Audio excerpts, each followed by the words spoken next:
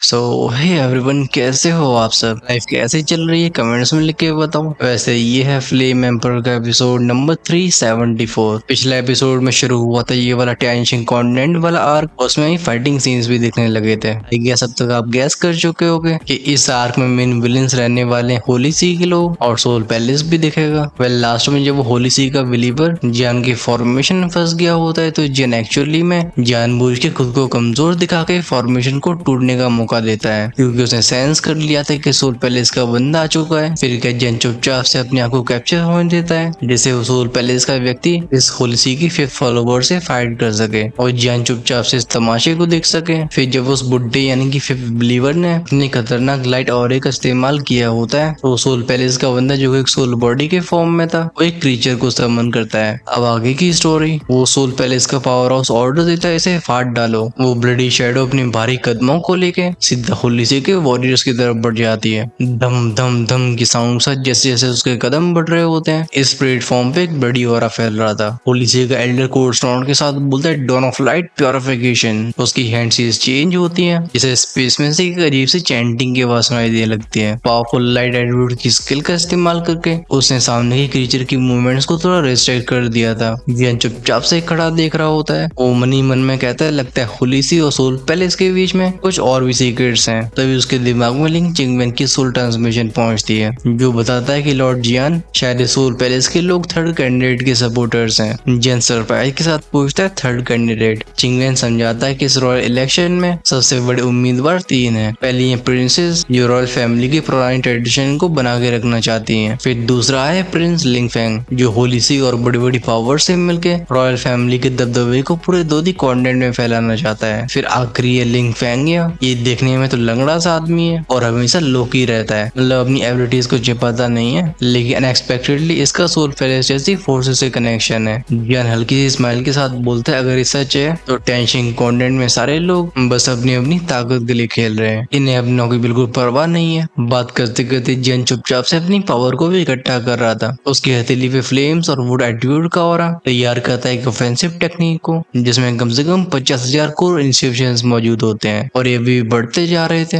इधर शुआ क्रैशिंग आवाजों के साथ वो होली सी का एल्डर बहुत सारी हैंडसीज को चेंज कर रहा होता है, जैसे लाइट एटीट्यूड के अलग अलग वेपन्स रिलीज होते हैं। जब उस शैडो और इनके बीच में कांटेक्ट होता था, ये लाइट ऑरा उस शैडो को प्योरीफाई करने लगता है, लेकिन बुड्ढा देख नहीं पाता कि सोल पैलेस के पावर हाउस के चेहरे पे एक हल्की सी स्माइल झिलमिला रही थी। अगले पल गूंजती एक उसकी साउंड, वो ब्लडी शैडो पूरी तरह से टूट जाता है और उसके अंदर से बाहर आती हैं बहुत सारी सोल बॉडीज। ये अपनी मुंह से अजीब चीखों को निकालते हुए सीधा उस होली सी के एल्डर की तरफ झपट्टा मार देते हैं। ये मामला बेसिकली इतनी तेज हुआ था कि उस बुड्ढे को भी रिएक्ट करने का मौका नहीं मिला होता। वो जब तक 4-5 घोंसले सोल बॉडीज को खत्म कर पाया था, तब तक और सोल्स जाके उसे चिपट जाती है। स्क्वायर पे गूंजती उस बुड्ढे की तेज तेज दाढ़ें, जो कि बहुत तेजी से चीखों में बदलने लगी थी। जब इस मंजर को होली सी के वॉरियर्स देखते हैं, ये चिल्ला के बोलते हैं टीचर माय लॉर्ड, लेकिन वो सोल पैलेस का पावर हाउस इन्हें पास नहीं आने देता। एक पावरफुल एनर्जी बैरियर इन्हें पूरी तरह से दबा के रखता है। हल्की का 2 की स्ट्रेंथ थी ऐसी थी। होली सी का एक और एल्डर चिल्ला के बोलता है अगर तुमने इसे मार दिया तो होली सी तुम्हें बिल्कुल नहीं बख्शेगा, लेकिन जवाब में सोल पैलेस के बंदे की उचली हंसने की आवाज सुनाई देती है। अगली बार उसके पीछे का स्पेस डिस्टॉर्ट हुआ था, जिसमें वो गायब होकर सीधा अपीयर होता है उस बुड्ढे के सामने। एट द सेम टाइम उसका हाथ जिसे काले रंग के ऑरेंज ने ढक रखा था, वो पफ के साउंड साथ एल्डर के सीने में चला जाता है। जब वो हाथ बाहर आया था, उसमें दिखाई दे रहा था एक धड़कता हुआ हार्ट। सोल पैलेस का एक बंदा इस हार्ट को क्रश करने में बिल्कुल टाइम वेस्ट नहीं करता। जिस वाली पचाक की आवाज गूंजती है, होली सी का 5th बिलीवर पूरी तरह से ढह चुका होता है। एग्जैक्टली इसी मोमेंट में टेंशन कॉन्टिनेंट से हजारों मील दूर सीन दिखाया जाता है डुइन कॉन्टिनेंट के बिल्कुल कोर का। ये एक बहुत ही ग्रैंड और एंशिएंट टेंपल था।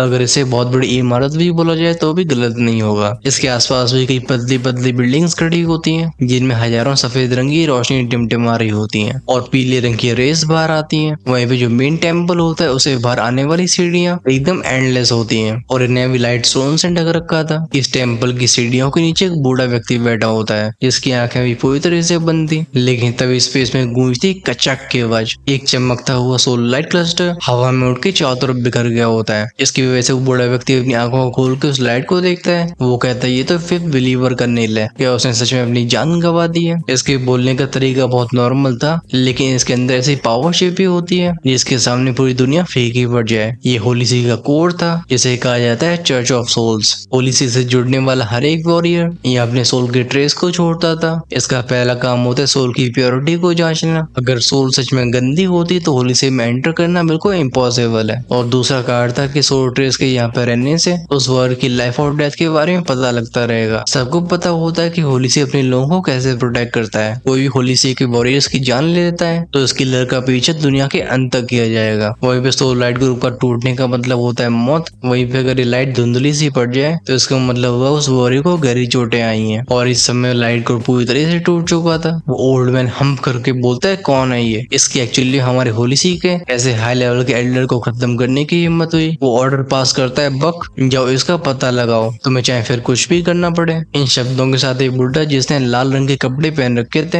आंखों से भयंकर किलिंग इंटेंट रिलीज होता है, जिसकी वजह से स्पेस में बैंग ओम ओम की साउंड फ्लक्चुएशंस अपीयर होती हैं। नेक्स्ट वर्ड में यहाँ पे अपीयर होता है एक और व्यक्ति जिसकी रोब भी एकदम लग्जूरियस थी। वो सच जोगा की बोलता है लॉर्ड कार्डिनल जैसी आपकी इच्छा। ये पलक झपकते यहाँ से गायब हो गया था। जहाँ तक बात रही इस कार्डिनल की तो तुम्हारी वही कल्टिवेशन थोड़ी सी कमजोर होने की वजह से मैं इसकी एग्जैक्ट स्टैंड को सेंस नहीं कर पा रहा हूँ, लेकिन डेफिनेटली इर्शा दो शान से ऊपर था। हम वापस से लौटते हैं टैनम्यू सिटी में। इस बुड्ढे को इस तरीके से जान गवाती हुए देख लिंग चिंगन धाड़ के बोलते लॉर्ड। उसके चेहरे के रंग उड़ गए थे। लिंग चिंगन इन तीनों के साथ टेंशिंग कॉन्टिनेंट के इलेक्शंस को सॉल्व करने के लिए आए थे, लेकिन सोल पैलेस के वॉरियर ने लिंग चिंगन के सबसे पावरफुल सपोर्टर सेक्स्ट्रा दोशान को खत्म कर दिया। अगर एक खबर फैली तो जब वो सोल पैलेस के एक्सपर्ट ने उस बुड्ढे के दिल को चकनाचूर कर दिया था तो उस बुड्ढे के शरीर को सफेद रोशनी ढकने लगती है। ये देखिए वो सोल पैलेस का बंदा चिल्ला के बोलता है शिश कि मुझसे बचना पॉसिबल है। जैसे वो अपना मुंह खोलता है वो सफेद रोशनी के क्लस्टर्स जो कि एक्चुअली में सोल पावर होते हैं वो सीधा उसके मुंह के अंदर चले गए थे। सोल पैलेस का बंदा एकदम मुंह बना के बोलता है ये कितना स्वादिष्ट है। फिर उसकी नजर जाती है होलिसी के बाकी के वॉरियर्स की तरफ। उसके दोनों हाथ हवा में घूमते हैं। उन बचे हुए वॉरियर्स की चारों तरफ का स्पेस फ्रैगमेंट होने लगा था। ये भले डेस्परेशन की वजह से खुद को ब्लास्ट करने की कोशिश कर रहे हो, लेकिन काफी इनका भी काम तमाम कर दिया जाता है। गूंजती पफ पफ पफ की आवाजें, इन सब के हार्ट्स भी क्रश होते हैं और सोल्स निगल गई थी। ये देख लिंग चिंगवेंग की बॉडी ट्रेम्बल होने लगती है। वो जियान की तरफ देख के बोलता है लॉर्ड जियान। अब क्योंकि और परेशानियां खत्म हो चुकी थी वो सोल पैलेस का वॉरियर फाइनली जियान की तरफ देखता है। वो जियान से बोलते है अगर तुम्हारी बॉडी में होली फ्लेम और बाकी चीजें न होती तो तुम भी मेरे न्यू ट्रेंड बन जाते हैं कि एंडलेस फाइट डोमेन का मास्टर। बस एक छोटा सा बच्चा जाने गहरी सांस लेके पूछता है तुम सोल पैलेस में हो कौन, 12 सोल्स या फिर 5 सोल गार्ड्स। जियान की आंखों में अटैक करने की तैयारी साफ झलक रही थी। अरे सवाल को देख के वो सोल पैलेस का बंदा सरप्राइज हो गया था। वो हंस के बोलते अरे तुम्हें कैसे पता चला। फिर वो कोल्ड आवाज में कहता लेकिन अफसोस की बात है कि मैं उनसे भी ऊपर हूँ, लेकिन तुम्हें अगर आगे बात करनी है तो सीधा हॉल मास्टर से जाके करना क्योंकि वो तुम्हारा इंतजार कर रहे हैं। ये बोलती सोल पैलेस के बंदे की बॉडी में से एक अजीब सी रोशनी बाहर आती है जिससे स्पेस क्लंच क्लंच के संग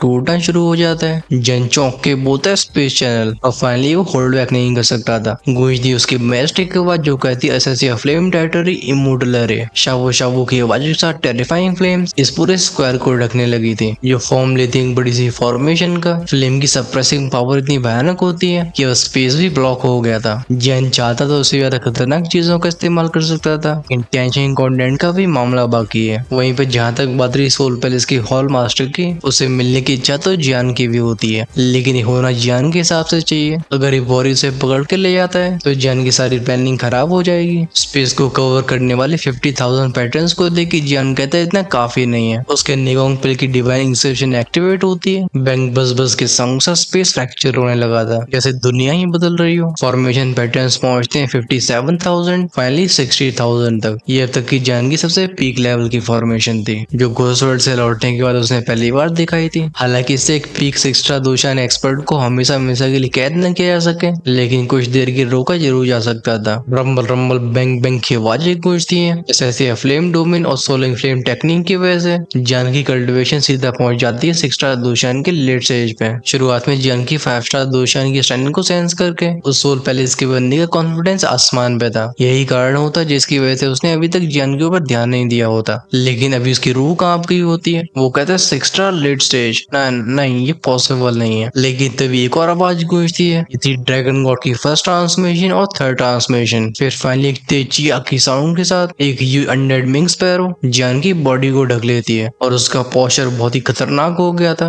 ये कहना बिल्कुल गलत नहीं होगा कि जियान भी पीक स्टेट में होता है। अचानक से जियान की पीठ में से एम्बर फ्लेम फटी थी। जहाँ तक बात रही 200 लॉलेट से की स्टैंड की, ये बस सोल पैलेस की वॉरी को अलर्ट करते हैं, लेकिन ये फ्लेम उसकी खौफ की वजह बन जाती है। वो कहता है नहीं नहीं ये होली फ्लेम नहीं है। वो की साउंड के साथ उसकी सोल बॉडी को काले रंग का धुआं ढकने लगा था। वहीं पे से बूस की वजह से जन की आंखें एकदम एक्साइटमेंट से भरी होती हैं। आखिरकार घोस्ट वर्ल्ड से लौटने के बाद ये उसका दूसरा 6 लेवल का एक्सपर्ट होता है। इस सोल पैलेस के व्यक्ति का नाम होता है हनफेंग, जो अपने डर को हंसी से छुपा के बोलता है सुसु। अब समझ आया कि 12 सोल वेनरेबल और 5 गार्ड्स भी तुम्हारे बारे में ऐसी बातें क्यों कर रहे हैं, ऐसी स्ट्रेंथ और एबिलिटीज। चलो समय आ चुका है जब मैं तुम्हें सोल पैलेस के असली पावर्स दिखाता हूँ। जन के चेहरे पे अब भी वही स्माइल थी और हाथ में वो एम्बर फ्लेम डांस कर रही थी। वो सनफेंग से बोलता है बिल्कुल, अगर तुम्हारे पास कोई आखिरी ट्रिक बची है तो उसे जरूर इस्तेमाल करो, वरना मेरी होली फ्लेम तुम्हारी गंदी सोल को प्योरीफाई करने में बिल्कुल समय नहीं लगाएगी। वो हनफेंग अपने हाथ को उठाता है, उसका वो घोंसले और एक अजीब से पिच ब्लैक स्टाफ को बनाता है। इस स्टाफ के सरफेस पर दिखाई देती गई डार्क लाइंस जैसे कोई इविल डिवाइन वेपन हो। वो जैसे इस डंडे को हवा में लहराता है, वो विंग विंग की साउंड का स्पेस में रिपल्स बनती है। टेक्निक का नाम होता है सोल फिंडिस्ट हॉर्न। इसके रिप्लाई में फश फश फश की आवाजों के साथ वो amber rock soul fire condense होकर एक बड़े से बीस्ट को बनाती है, जो एक धाड़ मार के सीधा बढ़ जाता है सोल बिंड की तरफ। इसके अंदर वो भयानक पावर थी जो किसी भी 6 स्टार दोषान को चीर के रख दे, क्योंकि holy flame naturally soul bodies के ऊपर भारी पड़ती थी। इस अटैक से सोल बिंड को एक बहुत ही टेरिफाइंग प्रेशर फील होता है। अगले पर रोआर और क्लैंक क्लैंक क्लैंक की आवाजें गूंजती हैं। जैसे स्टाफ उस बीस के कांटेक्ट में आया था, एम्बर ऑफ सोल फायर से पूरी तरह से ढक लेती है, जिसकी वजह से हनफेंग को अपने हाथ को पीछे खींचना पड़ता है। कुछ ही पलों में क्रैक क्रैक बैंग की आवाजों के साथ ये वेपन जल के राख हो जाता है। वो हनफेंग दांती मीस के बोलता है डैम इट, लगता है मुझे उस चीज का इस्तेमाल करना ही पड़ेगा। हालांकि वो एक इंसानी शरीर नहीं था, लेकिन तब भी उसके मुंह से बाहर आता है सोल ब्लड, जो आसमान में जाके स्पेस को डिस्ट्रॉय कर देता है। फाइनली वहां पे एक पिच ब्लैक चेन कंडेंस हुई थी। ये हेवली सोल चेन थी। जेन से देखकर धीरे से बोलता है लगता है सोल पैलेस का वही सोल लॉक है। बिना हेजिटेशन के एक्टिवेट होता है उसका स्पेशल पैलेस। जेन डायरेक्टली यूमिंगटन ट्रांस का इस्तेमाल करता है। जिस तरीके से समुद्र में बड़ी बड़ी लहरें बनती है, इस फिल्म फॉर्मेशन में बस कुछ ऐसा ही दिख रहा था। फैलती हुई मिस्टीरियस वेव्स जो फिर से मेटेलिक क्लैंक क्लैंक की आवाजों के साथ उस सनफेंग की पेन चेन का सामना करती है। स्पिरिचुअल स्ट्रेंथ के पावरफुल होने की वजह से भले यूमिंगटन ट्रांस इतनी हाई लेवल की न हो, लेकिन तब भी उसने चेन को वापस भेज दिया था। और वो मिस्टीरियस सनफेंग भी समझ जाता है कि उसके पास ये पावर नहीं कि वो जान को कैप्चर कर सके। वो डार्क एक्सप्रेशन के साथ बोलता है लड़का सच में टेरिफाइंग है, लेकिन तभी जान की दोनों हाथों से हैंडसीज चेंज हुई थी। ये थी आई ऑफ गेज। उसकी लीड से टाइशू लेवल की सोल पावर सीधे एक जगह पे कंडेंस होती है। जब ऐसे स्पिरिचुअल ऑरे को हनफेंग सेंस करता है, ऐसा लगता है उसकी सोल बॉडी से रूह उड़ गई हो। वो कहते लीड से टाइशू समखना। वो भागने लगा था, लेकिन भूल गया था कोई एंशिएंट बीस्ट जो कि जान की होली फ्लेम से बना हुआ था, उस फॉर्मेशन का चक्कर लगा के उसके पीछे पैर हुआ था। अफसोस की बात थी कि जान से उलझने की वजह से वो इसे नोटिस नहीं कर पाता। जान बोलते एम्बर बहीमत एक्सप्लोड। इसका रिएक्शन तुरंत दिखता है। उस फरोशियस बीस्ट की ऑलरेडी बड़ी बॉडी और भी एक्सपेंड होने लगी थी। फाइनली एक बहुत भयंकर बूम का साउंड गूंजता है। उस पॉइंट ऑफ एक्सप्लोजन से बहुत ही भयानक शॉकवेव फैलती है। भले हनफेंग के पास 6 स्टार दोषान की पीक की स्ट्रेंथ हो, लेकिन जान की होली फ्लेम बहुत ही भयानक स्तर की हो चुकी होती है। एट द सेम टाइम वो जिस लेट से 6 स्टार दोषान की पावर लेवल से ऑपरेट कर रहा था, होली फ्लेम अपने कैर को उड़ाती है। उन चर्चर की आवाजों से स्पेस के फैब्रिक को तबाह करने वाली फ्लेम की लपटों के जपेटे में आके उस हनफेंग का नामो निशान मिट जाता है और शांति फिर से वापस लौट आई थी। इस पर लिंग चिंगवेन की आंखें जो कि जियान को देख रही होती हैं, वो इस तरीके से वर्शिप से भर चुकी होती हैं जैसे वो किसी लिविंग गॉड को देख रहा हो। जियान गहरी सांस लेके बोलते अफसोस, लगता है मुझे इस एम्बर ऑफ सोल फायर और उस आई ऑफ गेस टेक्निक को कंट्रोल करने पे ध्यान देना होगा। मैंने भले अपनी आई ऑफ गेस का इस्तेमाल करके उस बंदे को एक जगह पे जमा दिया हो, लेकिन मुझे इसकी पावर थोड़ी सी कमजोर कर देनी चाहिए थी, जिससे वो हनफेंग एक्सप्लोजन से थोड़ी दूर तक भाग पाता और तब शायद उसकी जान बच जाती,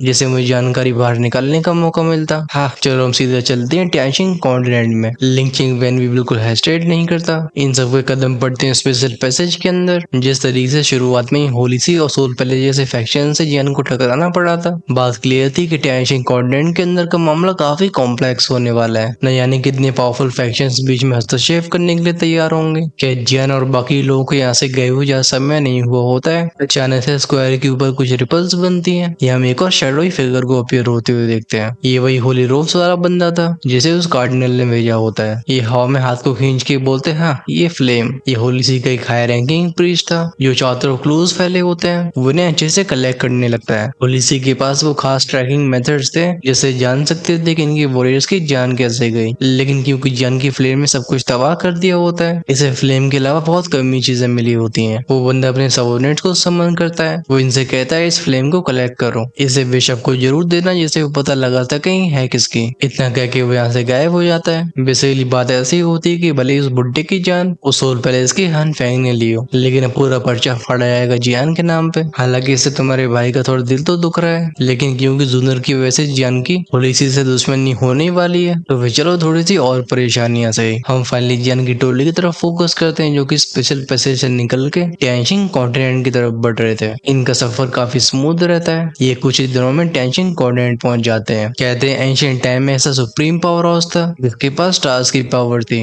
और उसने इस कॉन्टिनेंट को बनाया था। फिर उसकी मौत के बाद इस कॉन्टिनेंट के इंसानों की रक्षा करने के लिए इस कॉन्टिनेंट की टेंशन रॉयल फैमिली को बनाया गया। हजारों सालों के गुजर जाने की वजह से लेन फैमिली में से वो स्टार्स की पावर गायब हो गई थी। अच्छी बात है कि टेंशिंग कॉन्टिनेंट में वुड एटीट्यूड और फॉर्मेशन के रास्ते में काफी अच्छी रिसर्च होती है। टेंशिंग कॉन्टिनेंट एकदम ह्यूज होता है, हालांकि इसमें हजारों सिटीज और टाउन्स होते हैं, लेकिन कोर सिटी टेंशिंग सिटी थी, जो कि साम्राज्य होता है लिन रॉयल फैमिली का। लिन रॉयल फैमिली के एम्पायर में बस गिनी चुनी सुपर पावर्स होती हैं, जो कि लिन फैमिली की अथॉरिटी को मानते थे। अगर कोई फोर्स इन्हें चुनौती देने की कोशिश करती है तो इतिहास गवाह है कि इसका अंजाम बहुत बुरा हुआ है। इसी मोमेंट में स्पेस में से एक स्क्वीक की आवाज गूंजती है। जियान और बाकियों के फिगर बाहर आए थे। ऐसा लगता है इस एग्जिट पे पहले ही कुछ लोग इंतजार कर रहे हो। एक यंग मैन बोलता है लॉर्ड आप लौट आए। लिंग चिंगमैन स्पेस पोर्टल से बाहर आते ही बोलते हैं हम हाल ही में स्काई स्टार सिटी में चल के आ रहा है। वो नौजवान जो कि गार्ड होता है वो बताता है लॉर्ड आज ये सिटी काफी शांत है, यहाँ कोई खास हलचल नहीं है। जियान कैजुअली नजर घुमाते हुए बोलता है चलो। इस स्पेशल पैसेज का जो एग्जिट था वो एक पहाड़ के एकदम टॉप पे होता है। इसे सिटी से अलग इसलिए रखा गया था जिससे स्पेशल पावर्स के इफेक्ट नॉर्मल लेवल के कल्टिवेटर्स पे न जाए। लिंग चिंगमैन जियान से रिस्पेक्टफुल आवाज में बोलता है लॉर्ड प्लीज, उसे आगे जाने का इशारा करता है। यह रूल्स एकदम स्ट्रिक्ट होते हैं, चाहे रॉयल फैमिली हो या फिर नॉर्मल लोग, स्पेस पैसेज से सिटी तक पैदल ही जाना पड़ता था। आसमान में उड़ना अलाउड नहीं होता। इस माउंटेन पास से उतरते उतरते लिंग चिंगमैन सामने की तरफ इशारा करके बोलता है लॉर्ड वो है टियानशिंग सिटी। जब जियान की नजरें दूर तक फैलती हैं उसका दिल दहल जाता है। ये सच में ग्रैंड सीनरी होती है। अगर कोई इसे शहर नहीं बल्कि पूरा डोमेन कहे जन तब भी उसके ऊपर कोई सवाल नहीं उठाएगा। यहाँ दर्जनों माउंटेन रेंजेस होती हैं जिनके बीच में एलिगेंट बिल्डिंग्स दिखाई दे रही थी। वहीं पे चारों तरफ हरियाली तो ऐसी होती है कि जियान को विंड एटीट्यूड का ऑरा एकदम क्लियरली महसूस होता है। वो हैरान हो गया था। जियान के एक्सप्रेशन को देख लिंग चिंगमैन और बाकी लोग हंस पड़ते हैं। ये भी अपनी सिटी पे काफी प्राउड महसूस करते थे। चिंगमैन बोलता है चलो। प्रिंसेस थर्ड माउंटेन रेंज पे रहती हैं। सीन चेंज हुआ था, हम जाते हैं टेंशन सिटी की गहराई में। एक शानदार सा दिखने वाला मैनर जो एक माउंटेन के ऊपर बना हुआ था, उसकी बालकनी में एक ब्यूटीफुल सी फिगर खड़ी होती है। तभी वर्ड में से अपियर होती एक डार्क शैडो जो बोलती योर हाइनेस लॉर्ड चिंगमैन लॉर्ड जियान के साथ वापस लौट आए हैं। वो लड़की कहती है ठीक है तुम वापस जाओ, बाकी तो इलेक्टर्स के ऊपर नजरें रखो, अगर कोई हरकत करे तो मुझे तुरंत बताना। वो शैडो नोट करके गायब हो जाता है, लेकिन जाते जाते हम क्लियरली फील करते हैं कि इसका ऑरा कम से कम 6 जियान का था। क्लियर है कि फीमेल फिगर अपने हाथ से एक इशारा करती है जैसे उसके पीछे फिर होती है वुमन। वो फीमेल फिगर बोलती है सिस्टर लिन जाकर चिंगमैन और बाकी के लोगों को ले आओ, मुझे डर है कि बाकी दोनों कैंडिडेट बीच में कुछ न कुछ चाल जरूर चलेंगे। जियान की असली आइडेंटिटी रिवील नहीं होनी चाहिए। वो वुमन बोलती है ठीक है, मैं भी क्यूरियस हूँ कि क्या वो नौजवान सच में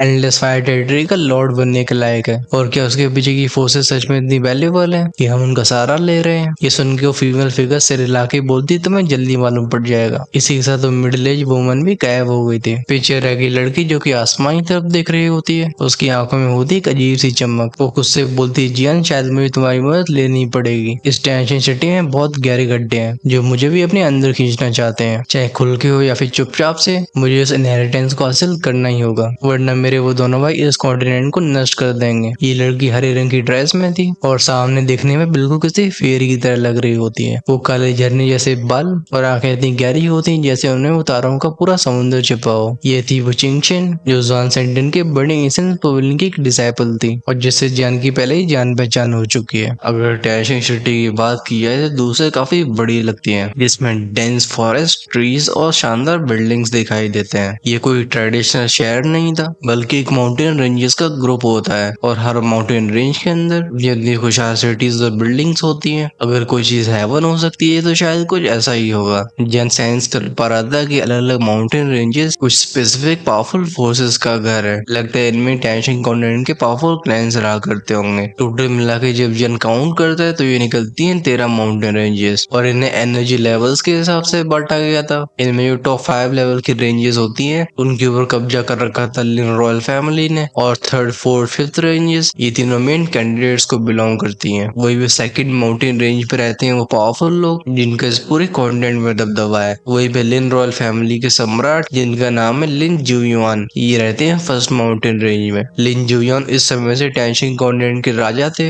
जब ये कॉन्टिनेंट बहुत ज्यादा पावरफुल हुआ करता था। तब भी इनकी स्ट्रेंथ 7 स्टार 2 इमोर्टल की थी, लेकिन फिर जैसे तैसे करके इनकी हालत बिगड़ती चली गई। लिंक चिंग में बताता है कि आज किंग की हालत बहुत ज्यादा खराब है। पूरे दूसरी कॉन्टिनेंट से यानी कितने मेडिसिन डॉक्टर्स आते हैं लेकिन किंग को कोई सही नहीं कर पाया। न जाने किसने अफवाहें भी फैला दी है कि किंग ने कुछ ऐसा किया जिससे हेवन नाराज हो गए हैं और उन्हें सजा के रूप में बीमारी मिली, लेकिन असली सच तो बस रॉयल फैमिली के लोग ही जानते थे। किंग जुयांग को भी अपनी सिचुएशन पता होती है। उन्हें डर था कि कहीं लिंग फैमिली की सारी संपत्ति और पावर्स उन नालायक किस्म के लोगों के हाथ में न चला जाए, इसलिए वो अपने सक्सेसर को चुनने की तैयारी करते हैं। सारे एल्डर्स का कई दिनों से डिस्कशन चला था। फाइनली चुने जाते हैं 3 कैंडिडेट, जिसमें फर्स्ट कैंडिडेट होती है 7th प्रिंसेस लिंग यूनशो जिन्हें टियान्युन माउंटेन रेंज दी गई थी, जो पहली 5वां में नंबर 3rd में आती है। 7th प्रिंसेस शुरुआत से ही काफी जेंटल और कमजोर सी रही थी। उसे खून खराबा बिल्कुल पसंद नहीं था, उसकी पावर्स भी कुछ खास नहीं होती, लेकिन जब वो ज्वालिंग कॉन्टिनेंट से वापस आई तो उसके अंदर स्टार्स की पावर जागने लगी। ये टैंशिंग कॉन्टिनेंट के एंसेस्टर की शुरुआती पावर थी और फाइनली इसमें कुछ एल्डर्स को उम्मीद नजर आती है। वो लिंग यूशु को सपोर्ट करना शुरू कर देते हैं। इसी वजह से लिंग यूशु बहुत फेमस होने लगती है। दूसरा कैंडिडेट था 3rd प्रिंस लिंग फेंग, 4th लेवल की माउंटेन रेंज ट्यांशा माउंटेन रेंज पर रहने वाला। इसका सपना था कि टैंशिंग कॉन्टिनेंट का किंग बनने के बाद पूरी दोली कॉन्टिनेंट पे हक जमाना। अगर नेचर की बात की जाए तो बहुत ही घमंडी किस्म का इंसान होता है और इसे कुछ कट्टरपंथी टाइप के एल्डर सपोर्ट करते थे। कहा जाता है कि तीनों कैंडिडेट्स में इसके फैक्शन की पावर सबसे ज्यादा पावरफुल है। ये अपने गोल्स को अचीव करने के लिए कुछ भी करने के लिए तैयार था। फिर आता है लास्ट यानी कि 3rd कैंडिडेट जो था फर्स्ट प्रिंस लिंग फेंगिया टैंगजुआन माउंटेन रेंज पे रहने वाला, जो 5th रैंक पे होती है। ये शरीर से तो लंगड़ा था लेकिन इसके कैरेक्टर पे कोई सवाल नहीं उठा सकता था क्योंकि इसे बार बार लोगों की हेल्प करते हुए देखा गया। कॉन्टिनेंट में लोग इसका काफी सम्मान करने लगे। क्या तीनों ही कैंडिडेट्स अपनी अपनी पावर्स को रखते हैं और किंग ने अभी तक अनाउंस नहीं किया है कि वो तीनों में से किसको सक्सेसर बनाएंगे। बस इसी वजह से भले बाहर से सबको शांत लग रहा हो लेकिन अंदर ही अंदर तीनों फैक्शंस के सपोर्टर्स एक दूसरे टकरा रहे होते हैं। कई षड्यंत्र रचे जा रहे थे। पूरी टैंशिंग सिटी की माउंटेन रेंजेस में ऐसा माहौल बना हुआ था जैसे बहुत जल्दी एक तूफान आने वाला हो। अब तुम सबको ये सब जानना इसलिए जरूरी है क्योंकि इससे आप सभी आगे का पूरा मामला समझ पाओगे। इसलिए अगर कोई डिटेल्स को स्किप करके यहाँ पे पहुंचा है तो स्ट्रांगली सजेस्ट कि थोड़ा 2-4 मिनट पहले जाओ और एपिसोड को फिर से देखो। जियान का ग्रुप स्पेस चैनल से बाहर आके इस मोमेंट में टैंशिंग सिटी की तरफ बढ़ रहा होता है। इसी पर टैंशा माउंटेन रेंज जो कि 4th रैंकिंग पे होती है उसमें हलचल हो रही थी। ये माउंटेन्स वैसे तो काफी खुशहाल होते हैं लेकिन ऐसा लगता है यहाँ पे एक हल्का सा ईविल ऑरा फैला हो जो कई लोग नापसंद कर देते हैं क्योंकि सॉरी को ऑब्जर्व करने के बाद लोग एकदम क्रूअल हो जाते हैं। लेकिन 3rd प्रिंस लिंग फेंग को ये वातावरण बहुत पसंद था जिस वजह से उसने रहने की जगह ये चुनी। अजीब बात ये थी कि उसके यहाँ पे पहुंचने के बाद ये ऑरा काफी हद तक प्योरीफाई होता जा रहा था। हमारा फोकस सीधा लिंग फेंग के महल के अंदर जाता है। ये मैनर बना होता है टैंशा माउंटेन रेंज के एक पहाड़ के ऊपर। इसके अंदर के हॉल का दिखाया जाता है जिसमें एक आवाज कहती है योर हाइनेस। जवाब में कोल्ड वॉइस कहती है अंदर आओ। जैसे दरवाजा खुल के वो गार्ड अंदर गया था सबसे पहले नजरें जाती है एक नौजवान के ऊपर जो काफी लेजी तरीके से अपने थ्रोन के ऊपर बैठा होता है। वो पूछता है कैसा जा रहा है। ऑफ कोर्स ये और कोई नहीं बल्कि लिंग फेंग था। इसके लंबे लंबे सुनहरे बाल थे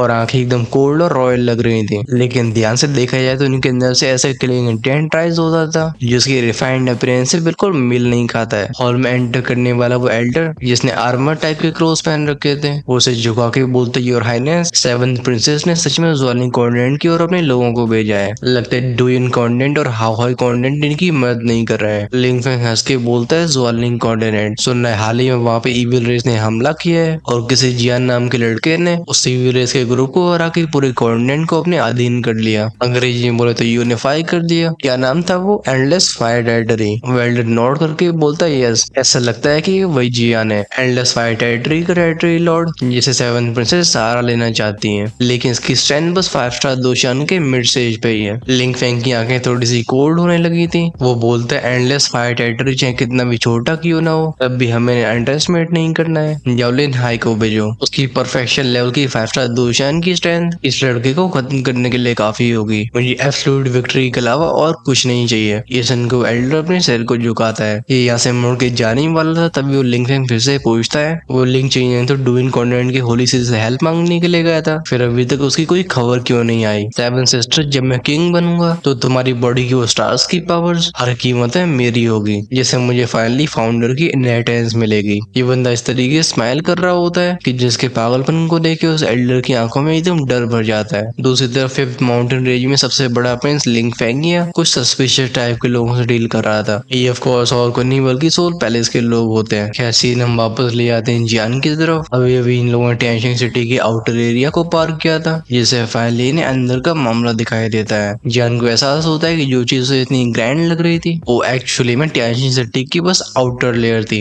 इसलिए कोरी 13 माउंटेन रेंजेस है, वहीं पे आउटर एरिया में गार्ड्स वगैरह के घर बने हैं। चिंगन बताता है कि लॉर्ड जियान जो कुछ 1000 मीटर सामने माउंटेन रेंज दिखाई दे रही है उसे कहा जाता है टियानुएन माउंटेन रेंज। प्रिंसेस वहीं पे रहती हैं। ऑफ कोर्स उनके अलावा और लाखों लोग भी हैं जो मिलकर एक पावरफुल फोर्स को बनाते हैं। ये सब प्रिंसेस के लॉयल सब्जेक्ट्स हैं जो उन्हें पूरे दिल और जान से सपोर्ट करते हैं। जब जियान उस माउंटेन रेंज में से वो उसके और फील करता है, वो मन में कहता है थर्ड माउंटेन रेंज। ये लड़की सच में पावरफुल है। इनमें से कुछ तो ऐसे ओल्ड मॉन्स्टर्स के हो रहे थे जिससे जियान के दिल में भी हलचल होने लगी थी। साफ तौर पर चेंसन जिस माउंटेन रेंज में रह रही है वो उसकी प्रेस्टीज को साफ दिखा रहा था। एक दूसरी तरफ देख के बोलते हैं चलो। अब ये सभी जिन पहाड़ों के बीच के रास्तों में चल रहे होते हैं, ऊपर से देखने में ऐसा लगता है जैसे नीचे कुछ चींटियां चल रही हो। टेंशन सिटी के पहाड़ एकदम आसमान को छूते थे। जब जियान अपनी परसेप्शन को चारों तरफ फैलाता है वो फील करता है एक पावरफुल ऑरा इनकी तरफ बढ़ रहा था। ये थोड़ा सा अजीब था। थोड़ी दूर तक चलने के बाद फाइनली इन्हें एक आदमी का सामना करना पड़ता है जो कि हंस के बोलते हाँ ये तो लॉर्ड चिंगमैन निकले। ये काफी अनएक्सपेक्टेड है। इस बंदे ने काफी ग्रैंड कपड़े पहन रखे थे। इसके चाल ढाल में साफ तौर पर रॉयल फैमिली की झलक दिखाई दे रही थी। जब जियान चिंगमैन की तरफ देख के बोलते क्या हमारे लोगों में से है, चिंगमैन से ला के बोलते नहीं लॉर्ड जियान ये प्रिंस लिंग फेंग का आदमी है और इसकी स्ट्रेंथ है 5 star the immortal consumer level पे। भले रॉयल फैमिली का ऐसे बहुत पतला खून का रिश्ता हो, लेकिन तभी पूरी टेंशन सिटी को अपनी जायदाद समझता है। जियान हल्की स्माइल के साथ बोलता है 5 स्टार दोशियन पीक। हाँ, जब लिंग चिंगमैन ने स्माइल दिखी थी